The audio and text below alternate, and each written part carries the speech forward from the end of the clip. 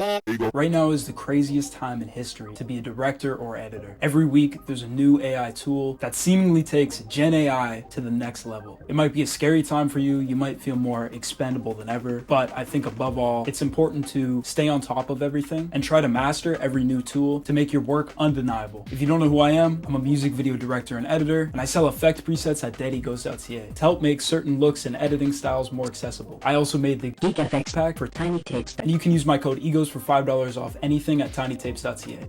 If you guys haven't seen Young Fazo's All in Motion video already, I encourage you to watch that as well as all the latest videos from his new album. I was lucky enough to be in the studio while he was mixing that album, and I just thought it was his best work, and to see the videos come out like they did is just crazy. Sagewolf emulated the cinematic style of Gaspar Noé's film Enter the Void. He generated these really crazy drone shots flying through Tokyo. Recently I got asked to do VFX on a music video that was shot in India, and they wanted a similar style. So I took a lot of inspiration from Sagewolf. I'm going to share with you guys what I learned. My personal favorite AI model right now is Luma Labs Dream Machine. They have relatively cheap pricing and a pretty good free version, but I ended up buying some credits just so I can get 1080p generations and faster results. If you have a ChatGPT subscription, you can access Sora, but it'll only go up to 720. The full version for Sora is like $200 a month, so for most people, it just doesn't make sense. Made a couple Sagewolf inspired drone shots flying through India with all these crazy angles, a lot of explosions and tuk-tuks. First, you need a base idea of what you want. And then you want to go to an AI chatbot like ChatGPT or my personal favorite Perplexity. You want to tell it which AI model you're making the prompt for and ask it to make it more detailed. So here's an example. I'm using Luma Labs Dream Machine Generative AI. I want to create a surreal drone shot flying through the slums of New Delhi during dusk with purple-orange haze and a warm Indian color scheme. I want dynamic movement, barrel rolls, etc. while being cinematic with a wide lens. Please make this prompt more detailed and formatted for Luma Labs AI. And then what I'm going to do is turn on the Pro. You get 3 Pro searches with Perplexity a day. This will just make sure that it's more detailed.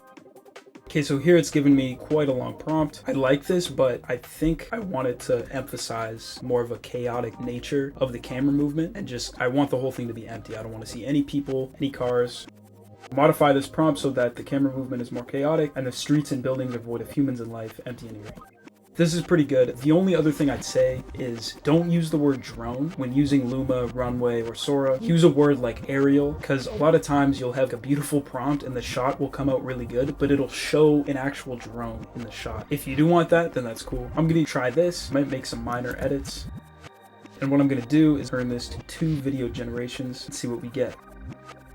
So here we have a couple generations that we actually got pretty quickly. I like this a lot. I'm going to use this in the video for sure. This one I don't like as much. I said no people, but there's still this guy over here and a couple guys over there. It's kind of cool, but this is why you should make 2 different generations. Enhancing prompts with chat models like ChatGPT or Perplexity is great most of the time, but sometimes if there's too much detail, some generative AI models just tend to get confused and they can't pay attention to everything you're writing down. From Luma, you can actually modify these clips. You can select one, click these quotation marks over here where it says modify, and then you can kind of describe some changes. And what I recommend you do is be a little less detailed because it'll keep the same vibe of this prompt, just make some small changes.